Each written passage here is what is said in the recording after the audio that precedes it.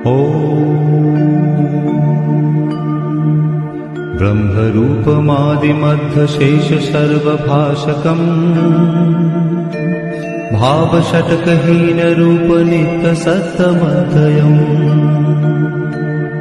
वङ्मनौति गोचरम् च नेति नेति भावितम् तन्नमामि देवदेव रामकृष्णमीश्वरम् आदितेयविहरं सुरारिदैत्यनाशकम् साधुशिष्टकामदं महीषुभारहारकम् सत्मरूपतत्तकं युगे युगे च दर्शितम् तं नमामि देवदेव रामकृष्णमीश्वरम्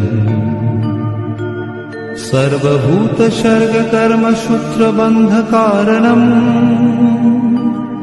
येन कर्म पापपुण्यतारतम्य साधनम्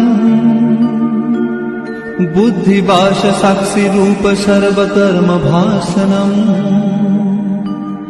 तं नमामि देवदेव रामकृष्णमीश्वरम् सर्वजीवपापनाशकारणं भवेश्वरम्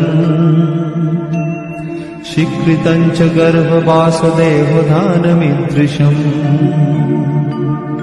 यापितं स्वलीलया च येन दिव्यजीवनम् तं नमामि देवदेव रामकृष्णमीश्वरम् तुल्यलौष्ट्रकाञ्चनं च हेयने अधिगतम् स्त्री